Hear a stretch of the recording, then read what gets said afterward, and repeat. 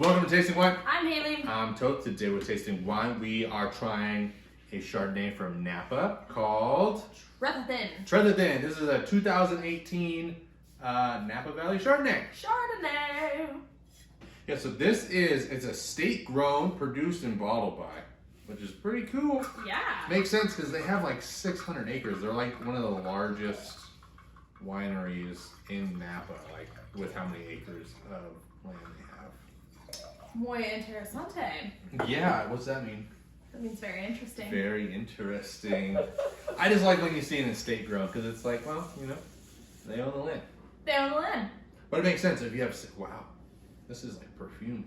Oh, wow. This is super floral, super green apple.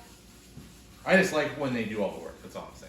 Not that you can't make good wine without that. It's just. No, it is nice. Well, and they're like really into like sustainability and stuff like that, which is really cool. Yeah, this has got so much. Wow. So much going on. Kind of peachy. Yeah, it's peachy and it's almost like a juicy peach. Yeah, very juicy. Wow, Chardonnay, baby. This is gonna be a good one, I hope. Oh, this is nice. It has like almost a little bit of black pepper on there too. Do you get like a little peppery note?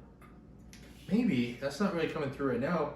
I'm just getting a lot of like peaches, lemon, orange zest, and like just like a crispness and a freshness that just, it smells fantastic. I get a bit of like dried apricot too. I could see an apricot in I there. love dried apricots. I could eat those. Those all are day. so good. Those are seriously so good. Very nice on the smell. Oh yeah. Well, the taste is a lot different. The taste is like more minerality. The taste is definitely shorter and does not live up right now to the nose of it. Like I don't get any of those fruits or anything like that. I get more like minerality, some like nice acidity, some zestiness, but I don't get any of that peachiness. I want some of that peachiness. I want some of that peachiness. I think I get like a little bit of that dried apricot in the taste. Yeah, no, there's definitely minerals. There's more coming through, so I think it's gonna come through. But what were you saying about the winery? Oh yeah. So they are 3 generations strong. The founders are Katie and Eugene, and so they bought the land in 1968 up in Napa. They were actually in the Kaiser Corporation. Really? Yeah. The doctors?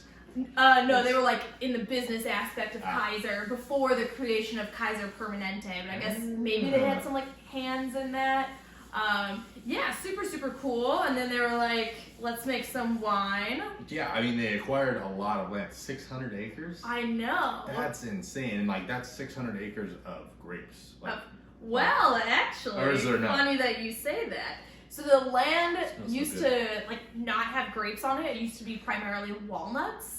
And when they were like turning over the land to cultivate grapes, there was like this beautiful walnut tree in the middle of the land. And I guess Katie was like, you will not touch that tree. And he kind of, you know, Eugene was like fighting her and stuff. And she's like, keep the tree. So they literally had planted their vineyard around this walnut tree. So they call it Katie's Acre. Katie's Acre. And it's probably like a hangout spot for like when they're picking grapes and stuff. Yeah, they have like an annual harvest festival. I want to say harvest festival from Parks and Rec, but like a harvest. The annual harvest.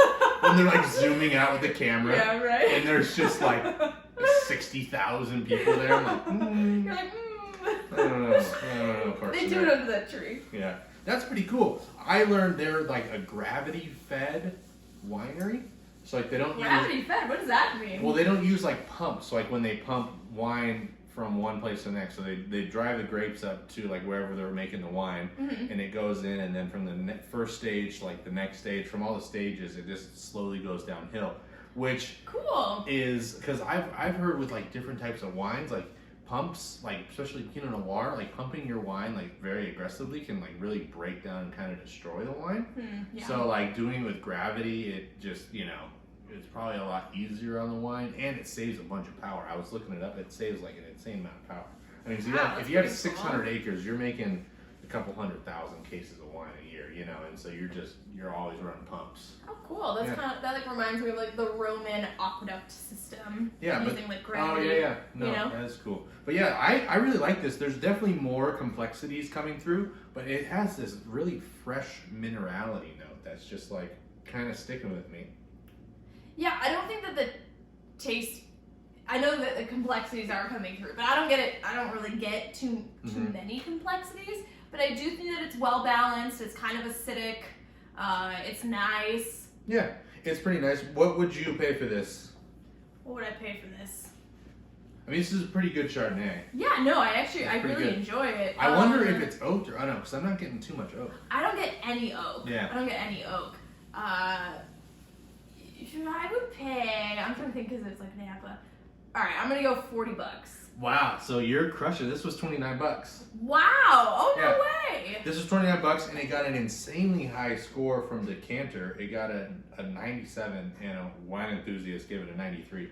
If you pay attention to those numbers, I don't know where it sits like Chardonnay. I haven't tried enough Chardonnay. I mean, it's really, really good, and I really, really, really like it. But I don't know like what those scores. It's whatever. But yeah, I think that is a huge bang for your buck. I would definitely spend $29 on this. This is a banger. If you want a crowd pleaser or you want to do some impressing, like this is an all-around super solid wine.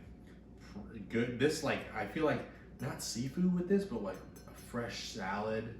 Yeah, like a nice like summer salad with strawberries or something in it. And or honestly, charcuterie. I feel like this would go really well with charcuterie. Because this is super light and refreshing. It's 13.3% alcohol, so it's a little like in the medium range, I guess. But I kind of like that. This is like a good, not like an aperitif, but it's like a good warm-up wine to like get the things flowing, This is your warm-up song. This is your warm-up song. This is pounding those calves or something. This is your M&M song. Your M&M song. No, but I do think that there's nice flavors on it. No, you do really get the minerality, like we said, but a little bit of like green apple. I'm kind of getting a little bit of that dried apricot as well. I think it's a good wine. Yeah, no, this is super solid. Yes, but thank you for joining Here's Tasting Wine. Make sure you get out there and taste some wine. Let us know what you're trying. Have you ever had Tenerife? I hear they have a lot of other wines. So I don't know what Tenerife is. I don't know how to say this stuff. Okay, I'm super dyslexic. I really am dyslexic. And words. Trefethen? Trefethen. I mean, when you pick a name like that, come on, Trefethen. It's their last name. Whatever. It's difficult for me to say. Did I forget anything?